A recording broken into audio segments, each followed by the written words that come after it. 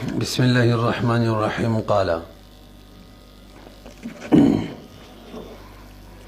وإذا ربح أخذ رب المال ما أنفق من رأس المال فإن باع المتاع مرابحة حسب ما انفق على المتاع من الحملان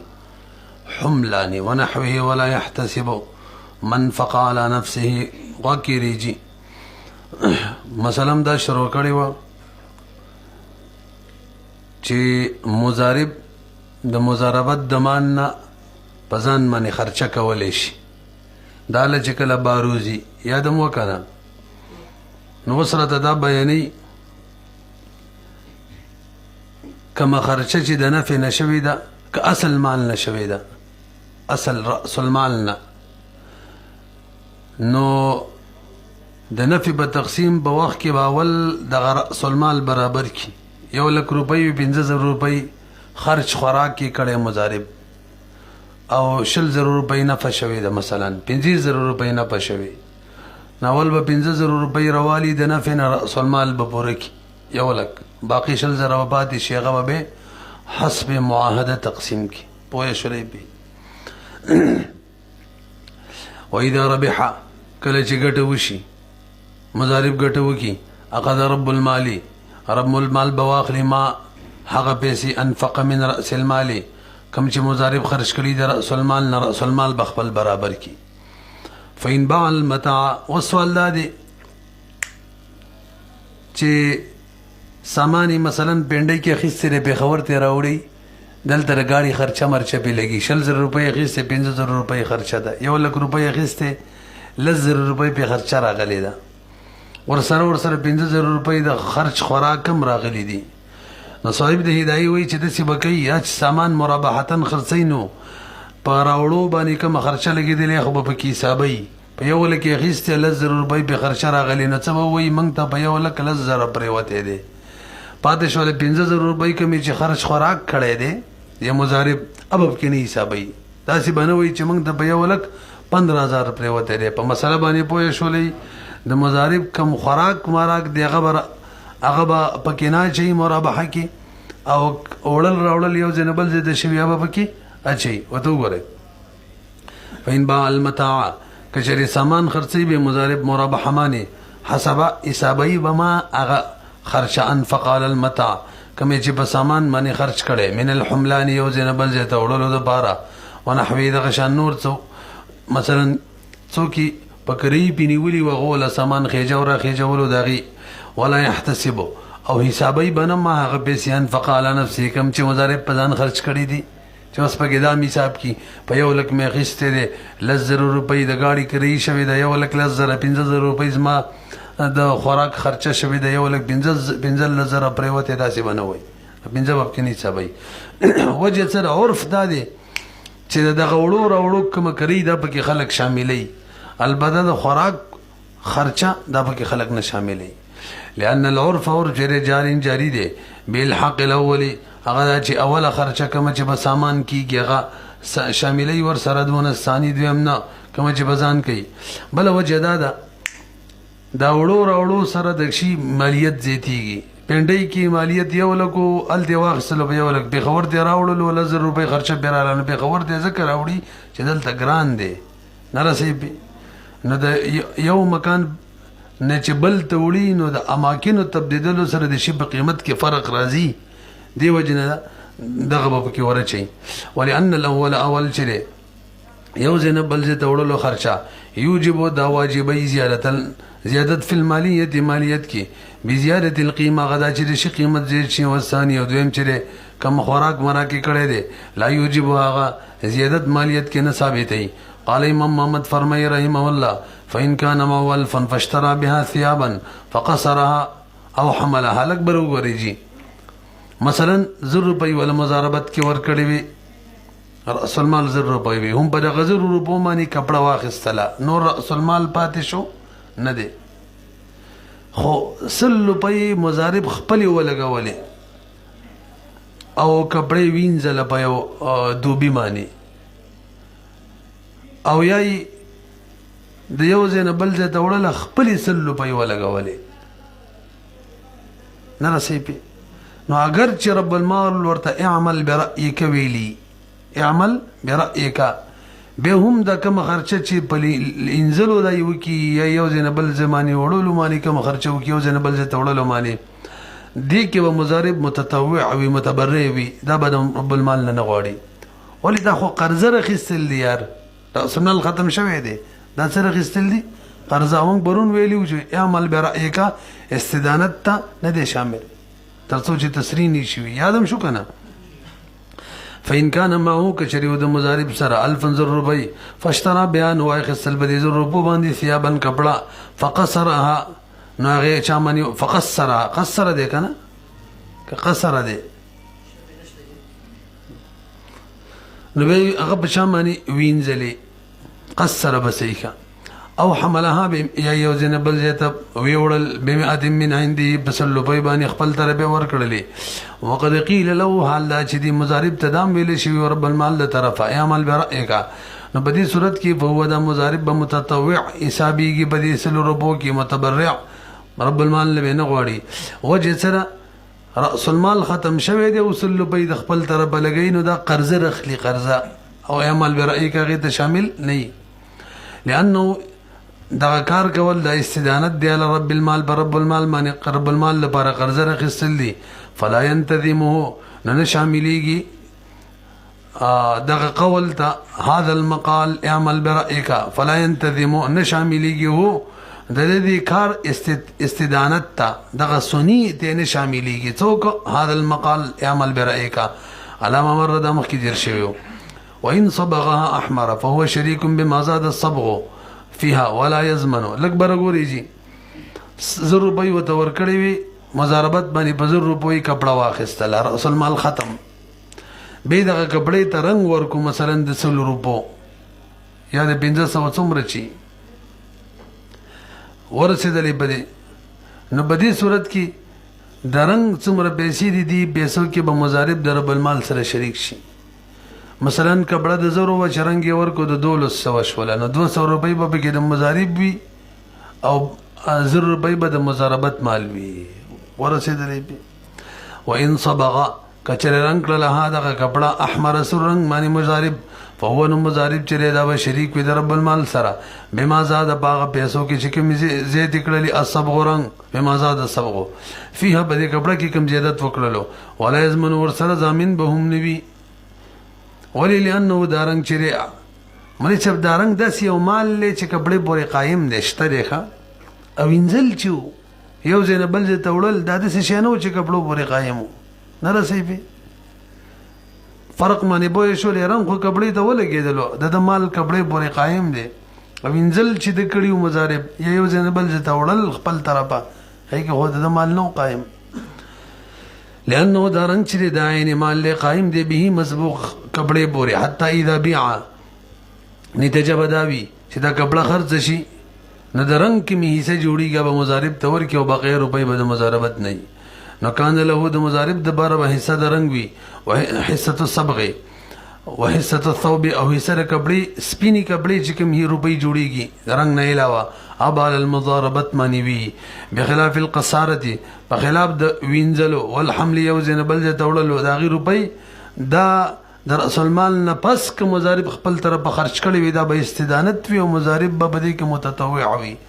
وجه سره لانه ذکر هر واحد پر دوالو کې قصاره او حمل کې ليس بعين مال قائم به دا عین مال نه دی چې کپړې پورې قائم وي دا غي رنگ من خو نشته دغه وجه ده کنه غاصب چې کله کپړه ویسي او وینځي یا کپړه غصب کی او یو زنبل زه ته وړي پیسې په ولګي به چې کله مقصود منه د غاصب نه کپړه روالي نو غاصب دانش ویلې چې ما انزلې دغه پیسې راکم ما یو ځته وړل یو ځنه بل ځته وړل هغه پیسې راکه ځکه دغه مال کپړو پورې قائم نه دی کنه دغه حق کپړې پورې قائم نه دی او کداغه غاصب سپینه کپړه و تخت یو سور رنگ ورکی او به کپړه مقصود منه واپس کینې د سور رنگ پیسې به ورکي هغه مل وبکې وي پیږي کنه ځکه مال قائم دی به ولهذا اذا فعله الغاصب کله چې دغه فعل غاصب کی ذا عمل یعنی وینځي یو ځنه بل ته وړي او پیسې په ولګي ضاع عمله عملی ضایع کیږي ولا یضيع او نه ضایع کیږي عملی اذا صبغ المغصوبه کله چې د غاصب رنگ ورکی مشي مغصوب ته مثلا سور رنگ و اذا صار شریکا لنډه دا چې کله دا رب مضارب د رب المال سره شریک شو بالضبغ د رنگ په وجه باندې نو انتظمه دا د شرکت مسله شوله ښه امون ویلو شرکت په مسله کې چې عمل برائکه ورته شامل له پرونم دویم قسم کې دا ویلو چې څوک پکې و خرج څوک پکې نه و دي ګرځي مړې څه کوي به تاسو ورسې خبره مانی کنه درې صورتونه ذکر کړیو کنه یو پکې دا و چې شرکت خپل مال سره یا د غیر مال سره نو دا مطلقاً نو صحیح عمل برائکه سره صحیح بدل د عمل برائکه ویلې دي اذا صار شریکا کله چې رب المضارب شریک د رب المال وګرځي به صبغه درنګ په وجه باندې نو انتظمه چې کله شریک ګرځي نو شاملېږي دې ته قول د رب المال چې عمل برائکه انتظام والخلطه خلطي لیکل کنه لکه څنګه چې شاملېږي خلط کېدل او ته عمل برائکه فلا يضمنه پوهیږي کنه ضامن بنوي یعنی ضامن به ولې نه ځکه دا ته عمل برائکه ویلې د دې کارو ته اجازه کار کې غسل ضامن نه فصل آخر کجیدا بل فصل له دې کې څه مضاربت مسائل لی خود مخ کې نه جدا دي ذکر کوي راته قال امام محمد رحم الله فرمای فإن كان معه 1000 بالنصف فاشترى بها بزا فباعه ب2000 واشترى بال2000 عبدا فلم ينقدهما حتى ضاع يغرم رب المال 1500 والمضارب 500 ويكون رب العبد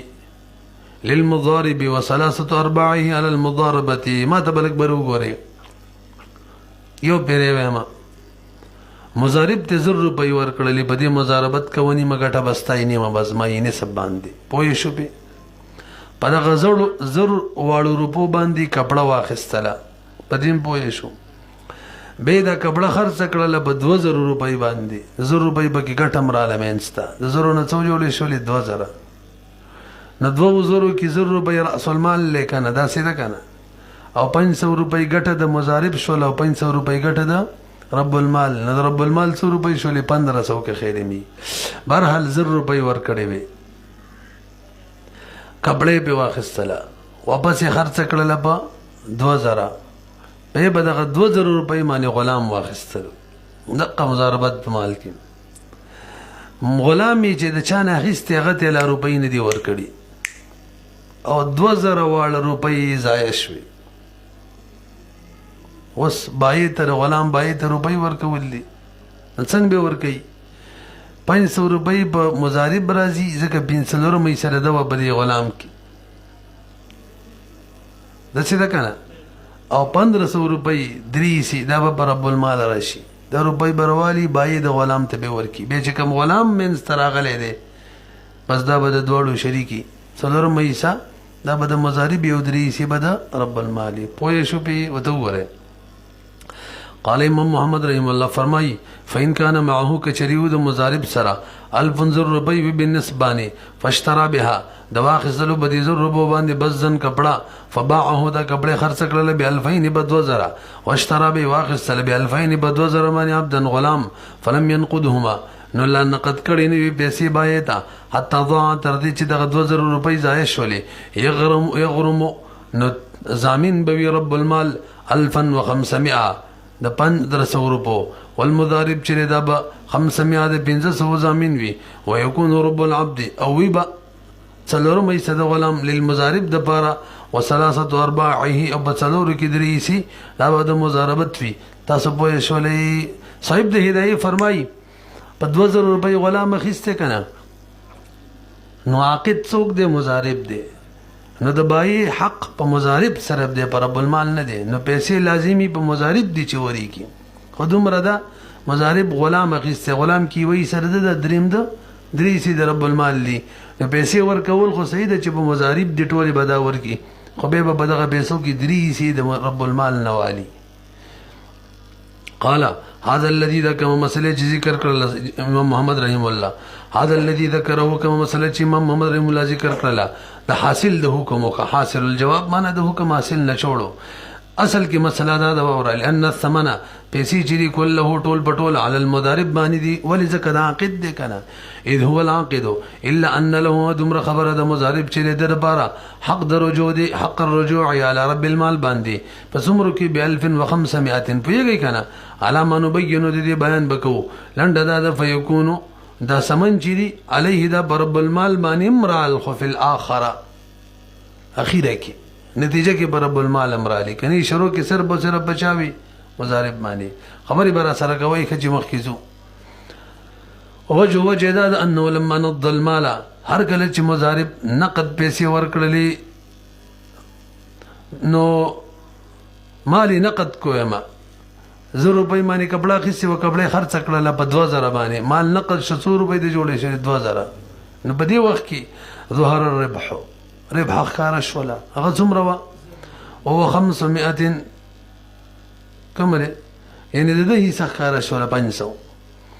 فاذا اشترى بال روپۍ ګټه او 500 بګیره چا شو مضارب فاذا اشترى ب 2000 بیچ کله واخصلو په 2000 باندې غلام دا غلام شریک شو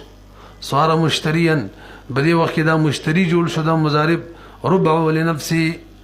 څلور مې سزان لا وثلاثه ارباعه او دري ربع د مضاربت على حسب انقسام ال2000 موافق دي چې موږ 2000 تقسیم کو زر سلمال او زر غټه واذا ضاعت ال2000 به چې کله 2000 روپۍ ضایع شولې نو غلام اخیسته دی کنه درې سي د رب المال غلام کې دی وایسا د مضارب دا نو د دې پیسې چې ورکوي هم د خپل ملک موافق به ورکوي نو زمان د ملک موافق وي دی یو درې سي ملک دی درې سي روپۍ بدا ورکي او د بل څلورم یې ملک دی نو څلورم یې روپۍ به ورکي وجب عليه واجبي کې بده مضارب باندې سمن لما بينا وجب ویل ځکه سلاقت دا دی وله به د مضارب د پر رجوع د بثلاثه ارباع ثمن په د ثمني درې ربع د سمنو دا رجوع کې بچا به وکي على رب المال باندې د سمنو درې ربع بدغه نوالي لانه وجه سره بدغه درې حصو کې دا وکیل یو ځان لخص و درې سي رب المال لا وکیل چې څو موکل لوالي بس رجوع بكي لانه وكيل من جهه ذکر دا وکیل د رب المال له طرفه فيه بدغه شرات د غابت کې ويخرج نصيب المضارب وهو ربع من المضاربه الاكبر وګوري د مضارب کومه حصہ 1500 روپۍ دا ور مضاربت نوزي ولی مضاربت مال چی توجه جی دا خو مضارب سره امانتي هلاک شي تاوان پکې نه او د کومه حصہ دا کله هلاک شي بده باندې خو تاوان شته تاوان د تور رسیدلو نه د حصہ کوم مضاربت کې واچو مضاربت تقاضا دا کوي تاوان دی نه حالانکه د دې حصہ کالا کې شي په دغه تاوان را لیکنه مضاربت نه کې دي شي نشي نه د حصہ د مضاربت نه څه شو بار شوله باقي درې حصے د رب المال شي دي کغه مضاربت کې نو ثمانیه نشته هغه به مضاربت کې برقراري نرسي ناوله کې رب المال 0 روپۍ ورکړي وي ابه ور بس 1500 به ورکړي نو مجموع رأس المال څومره شو 2500 شو که خیر می اول 0 ورکړي وي کنه ابه بس 1500 نور ورکړي ويخرجوا بوزي نصيب د مضارب چې هغه ربع د مضاربتنا ولي لانه مضمون زکه د ربع دا خو مضمون د په مضارب باندې او مال د مضاربت خو امانت وي وبینهما منافات خپل منځ کې منافات د مضمون او امانت کې غیر مضمون کې بهرحال ويبقى 43 العبد باقي به شي درې ربع د غلام په مضاربت کې ولي لانه ليس فيه ما ينافي المضاربه ځکه نشته بدی کې هغه څوک چې د مضاربت منافي دي بس مضاربت کې به برقرار وي ويكون رأس المال بشي 2215 لأنه دفعه مرة 1000 يو بيري وتوركلي وزر ومرة 1500 اول بيري وتوركلي 1500 ولا يبيع تاسو بيغي خدا غلام وس گوي چې رأس المال مجموعه ته ورڅو شو 2500 خو غلام یې غسته په څو معنی دی په 2000 دی وسی کوم مرابحتن خرڅې دي نه بس 2500 باندې یادي په 2000 ځکه په 2000 قصه لري دوکه خو شاله نه ور کوي او به علمانات د مرابحه به علمانات نه ده ولا يبيعه دا غلام بن خرڅي بمرابحه من الا على 2000 ماني لانه اشتراه ب 2000 باغي قصه دي ويظهر ذلك فيما دې لپاره یو مثال وایي، مثال به دا شي واوره، وایي ظاهري کې دغه بدی صورت کې اذا بیا العبد، هغه دا کوم غلام چې دی دا یې خرڅ کو، غلام یې څه کو په 100 زره مثلا په 4 زره، نو 4 زره روپو کې ربع زر روپۍ دي، دا ربع زر روپۍ به د مضارب شي او باقي 3 زره به د سلمان مضاربت نشي او د رب المالي. اذا بیا العبد چې غلام خرڅ ب4000 معنی فحصة المضاربة، حصه د مضاربت به څومره 3000 3 زره، يرفع رأس المال، رأس المال چې دیو باسي کنه 3 زره، رأس المال دیو باسا 2500، باقي ګټه به څو پاتې شي 500 مضارب رب المال ته، ويبقى او باقي به پاتې شي 500 ربحا بين. اچھا جی خبره مې پوره ونه کړه، 1000 روپۍ خو د مضارب دي 4 پیسې، باقي 3 زره د مضاربت دي او رأس المال به کې څومره دی 2500، نو باقي 500 پاتې شوي کنه، دا به د نفع د دواړو په خپل منځ کې تقسیم کی. ويبقى 500 500 پاتې شي، دا به ربح بینهما د دواړو مضارب او رب المال ترمنځ. قال امام محمد رحم الله فرمای وان كان معه 1000 فاشترى رب المال عبدا ب500 وباعه اياه ب1000 فانه يبيع مرابحه الا 5 لک بر وګورئ 1000 روپۍ په مضاربت باندې ور کړی وي، به دی رب المال خپل یو غلام په 500 واخستلو، دغه غلام خپل مضارب باندې خرڅ کو په زرو، خیرم دې کنه غلام په څو خرڅ کو به دا مضارب چې سباله د غلام خرڅي خسته بزر دی، مرابحتن چې خرڅي نو 500 به حسابي، دا څه ونه وای چې ما بزر خسته، اگر چې بزر یې خسته دي نور خبره پسې کو پوه شوي کنه. ګورئ وان كان معه كشريوي د مضارب سره 1000 روپۍ فاشتران واخستلو رب دیو بل سرینخه رب المال عبدا یو غلام واخستلو ب500 په 500 روپو باندې ب500 په 500 باندې، وباعه دا غلام به خرڅ کو یو مضارب باندې ب1000 بزر، فإنه دا مضارب چې دی یبيعه دا غلام که مخکې خرڅي مرابحه نو على 500 بڅو به خرڅي 500. وجه څه مولوي صاحب تاسو لګو ګورئ دا 1000 روپۍ مضاربت مال له رأس المال، دا رب المال غلام په 500 واخستلو، دا چې په مضارب خرڅي ګوي چې په خپل پیسو خپل شي خرڅي دا رسې په نو ګوي چې 500 روپۍ وته ورکړي وي، اوس غلام د 500 ولا ورکو ولا ګوي 500 واپس پات واخستلې دي او 500 وته کې پرې خو دي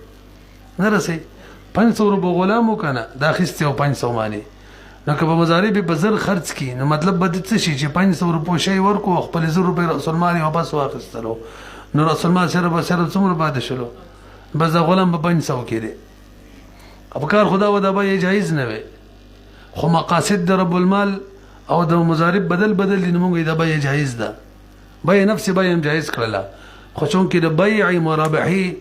دارومدار په امانت باندې نو دا خیانت دی چې اوس مضارب خلکو ته وایي چې ما په زر اخیسته، به دا خپل کس نه اخیسته، هغه چې په څو اخیسته کله اعتبار دی په څو اخیسته 500، یعنی په بل باندې چې مرابحتن خرڅي ګوي منځ کې به ما نه ده شوی، بس 500 اخیسته 500 به یادي. لأن هذا البيع چې د مولوي صاحب مقضي بجوازه د جواز فیصله شوی ده، ولی لتغایر المقاصد، مقاصد د رب المال او د مضارب څه دي بیل دي، وجه نه موږ به جایز کړل کني، به په کار دی چې نه وي جایزه خپل شي خپل پیسو خرڅي، مقاصد یې کم بیل دي، ځکه مقصود د رب المال وصوله الى 1000 هغه دا چې 1000 روپۍ ماته میلاو شي او ته میلاو شولې، مقصود د مضارب دا چې ماته بیا میلاو شي غلام هغه دغه میلاو شو. لتغير المقاصد دفعا للحاجه، حاجت پوره کول لیکه د دواړو حاجت ار یو مقصد بدل له بدی طریقه پوره کیږي چې به نافذ کو. وان کان بيع ملکه، اگر که تاسو ګورې دي کې وان کان بيع ملکه، اگر که دغه بيع دا بيع د ملک د رب المال د بملکه په ملک د رب المال باندې دا خو نه ټیکيږي، الا ان فی برحل بيع فیصله د جواز شوی د بیم بکې شبهه د عدم شته چې ګویا منس کې بيع میا نه ده شوی، بس مقخ 500 خسته مقدله نه چې مخکې خرڅي چونکې بيع مرابحه چې د امانت نه د نو خیانت بنه کوي مقه بیا دی سوچي رب المال خسته. اما ومبنى المرابحه بنا د مرابحت په امانت ده، و احتراز عن شبهه الخيانه، و بنا د مرابحت د بدی کې چې سړی ځان بچ کې د شبهه د خیانت نم فاعتبر نه اعتبار به ورکړل شي اقل ثمنین وته اقل ثمنین 0500 کې څو دي 500 دي فاعتبر اقل الثمنين ولو اشترى المضارب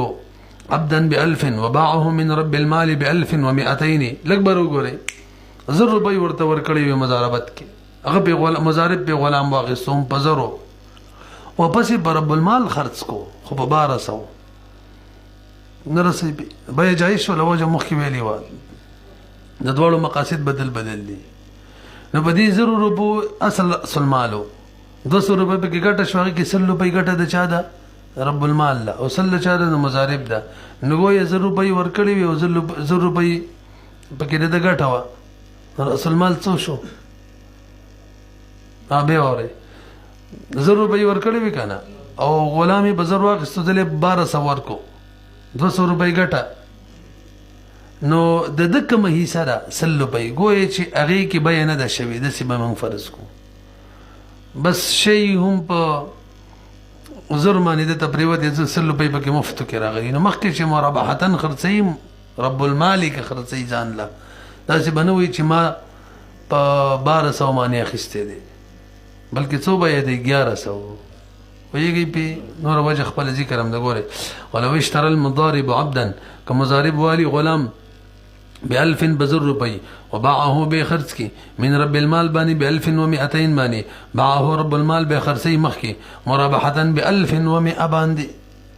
ذکر د بکی هم دغه لګیدلی کې خیلمی دنه خودم روپۍ تری ذکر سری اول ور کړی او سری ګټه ده لانه اعتبر لانه ذکر دا بیا کم چې مضارب نه رب المال وکړه مضارب خرڅ کړه پر رب المال باندې دا کومه بیا چې دا او تبر عدما في حق نصف الربح دا ګوي چې د سره شته نه په حق د نصف ربح کې دا کومه ګټه دغه کې نشته و نصیب رب المال دې کې ګوي د سره شوی نه دا نسل بيوي او سل مضارب ولا پیسې بس 1100 دي جوړه شوې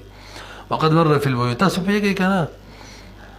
قال امام محمد فرمای رحمه الله فإن كان معه 1000 بالنصف فاشترى عبدا قيمته 2000 فقتل العبد رجلا خطأ فثلاثة أرباع الفداء على رب المال وربعه على المضارب مثل الأكبر وګوريجين مضارب سره 1000 روپۍ به مضاربت باندې رب المال ور کړی په دې ټول پوي شو نیمه ګټه باندې 1000 روپۍ ولا مضاربت کې ور کړی نیمه ګټه باندې هغه به واخیستل غلام په 1000 روپو خو غلام وو د 2000 روپو نو مقه صورت جوړ شو 500 روپۍ پکې 500 روپۍ سبکې د مضارب را له درې سی پکې رب المال شو دی غلام به څوک مړ کو خطا نه مړ کو نو دیت را له اوس چې دیو دیت ادا کوي د رب المال او مضارب سبا کوي غلام غنو ور کوي چا دیت مو فدیه وای فدیه به ووري 1000 روپۍ مضاربت باندې ور کړی وي غلام به واقع او بنسب غلام واخصلو ب 1000 روپۍ باندې چې قیمت یې څو 2000 درې سي د رب المال شولې یو یې صد مضارب شوله اوس دی غلام یو کس مړ کو خطا ان نو اوس دیو غواړي چې غلام نو ورکو فدیه ورکو فدیه نو طریقه د فدیه بدای چې څومره فدیه جوړېدله درې سي به رب المال وي یو یې سبب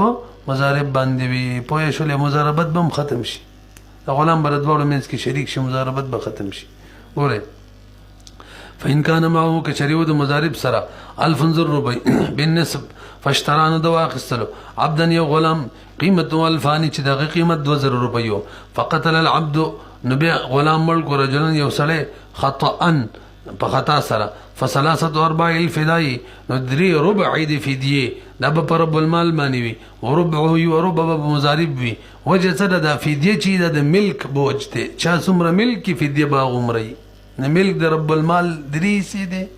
درې سي فدیه پدا او ربع د مضارب د یو باغ لأن الفداء چې د مؤنه الملك دا بوج د ملک دی فيتقدر بقدر الملك دا به اندازه کیږي د ملک په اندازه باندې وقد كان الملك بينهما او ملک دواړو ترمنځ اربعانو کنه څلوري سو سره درې د یو د بل لانه لما صار المال عينا ذکر چې هر کله وګرځیدلو مال یعنی د مضاربت مال عین ته جوړ شو غلامي واخستلو واحدا عین یو شی دی او قیمته الفانی او قیمت څومره دی 2000 روپۍ نو ظهر ربح کارش ولا او الفا اغزر روپۍ دی بینهما دواړو ترمنځ 500 دی او 500 د بل والف لرب المال برأس ماله او 1000 روپۍ خو د رب المال دی ذکر رأس المال لأن قيمته الفان قيمتي 2000 روپۍ دي زر ګټ او زر رأس المال واذا فديا کله چې دوړو فدیه ورکړه نو دې صورت کې ماته خبره کړې و خرج العبد دا غلام وتل د مضاربتنا غلام د چانه وتل لکه متوجه شي دا خبره کو ولی مضاربت نو وتل د مضارب کې مېسه سلورما اخو مضاربت نو وتل اخو وخت وجه بیان کړي و ځکه هغه مضمون د مضاربت مال چې مضمون نه خنو د رب مضاربت رب المال کې مدري سیده مضاربت نه وری وتلی توجه دلته غلام د دواړو شریک شو څه شو دیو معنی چې کله قاضي فیصله وکړه تاسو به فدیه ورکوي دا فدیه تقسیم غواړي اول به تقسیم کوي څومره رسي هغه موافق به فدیه ورکوي فدیه څه غواړي تقسیم او تقسیم تقاضا دا کوي چې مضاربت دې ختم شي ځکه تقسیم خلک اله کوي چې مضاربت انتها ته ورسي نه رسي په دی وجه نه موږ وايي مضاربت څه شو ختم شو پیږي کنه وګورئ کوم ځای واذا فدى خرج العبد عن المضاربه اما نصيب المضارب فلما بينا ومخک من بیان کړو اما نصيب رب المال چې هغه لقضاء القاضي ځکه قاضي د قضا د وجنه هغه به انقسام الفدا چې قاضي فدیه تقسیم کړل ما په دواړو باندې نو فدیه تقسیمول غواړي غلام تقسیمول غلام تقسیمېدل چې دی مضاربت څه کوي ختمي لما انه يتضمن ذکر فدیه تقسیمول متضمن دي تقسیم دو عبد لربینما دواړو ترمنځ او المضاربت چې تنتهي انتهاء ترسي بالقسمه بخلاف ما تقدم اولنی مخکې مسله چې تیر شوله اولامي چې په 2000 اخیسته او پیسې لانه ور کړې او پیسې هلاکه شوی وي هغه صورت کې مضاربت نه ختمېدل کې خیال می مضارب دي سیغه ختمېدل بقې 1500 روپۍ چې مضاربت کې پیسې ودري سی ما 3000 روپۍ چې جوړېدلې هغه کې نه ختمېدلو د څه وکنه وایي څو الته پیسې ټولې په مضارب راتللې ویلې مو کنه ټولې بچاراتلې مضارب باندې خودي کې یوې سخپل او درې د رب المال وندري چې د رب المال نو بس خستلې خو پیسې راتللې بچا باندې ټولې مضارب باندې تقسیم ته کې ضرورت نو تقسیم ته ضرورت نو تقسیم سره مضاربت ختمېدل ته نو ختم تقسیم نو مضاربت نو ختم بخلاف ما تقدم لأن جميع الثمن فيه زكاة ثمن بدغ ما تقدم كي بمضارب باني ده وإن كان له حق الرجوع أجر كمضارب ده بار حق الرجوع هم برب المال ماني فلا حاجة إلى القسمة لأن ده دلت تقسيم تحاجت نو بيسټول بمضارب وي ولأن العبد كالزائل بلا وجه ذكر کړي رمزدارا دا غلام چې کله قتل وکړو نو حکم دار دا چای چې قتل کړي ده کنه دا غلام دا غوشو غلام دا چا شو نو د غلام مضاربت ختم شو ول چې شي معنی مضاربت کړو خلاړې اولګایا شو اوس دې فدیه ورکې فدیه گویا کا غلام واپس لی یوې صدا ورکې مضارب دریسي رب المال گویا نوې غلام واخستو نو دا خو شرکت شو شریک شو دواړه په غلام کې ضرورت خو ختم شوه ولأن العبد شریک الزائل دا بشان د زائل له چې کله غلام چې کله خطا وکي کنه او فدیه براشي د قیمت نزیته نو کوئی غلام د مولا د ملک نه وزي ان ملکی ما بالجنایت جنایت بوجه ودفع الفداء او دا فدیه ورکول د شدي ک ابتداء الشراء وی جنوي ویلی فيكون العبد بينهما اربعه ولم بد دوله ترمنځ ربع شي ربع نه معنی څلوري سی بشي یو د مضارب درې د رب المال وګوره لا على المضاربه مضاربت د وجننه اسی شریک شو شریک اخیسته دي به وڅکه يخدم المضارب د مضارب خدمت بکې یورز زکه وی سدد ده ورب المال او د رب المال خدمت بکې 3 ايام درې ورځې بخلاف ما تقدم بخلاف ده هغه مخکې صورت کې الته مضاربت لا قائم وو چې قائم بس د سیمنوي چې غلام شریک دي او مضاربت ختم دي الته مضاربت نو ختم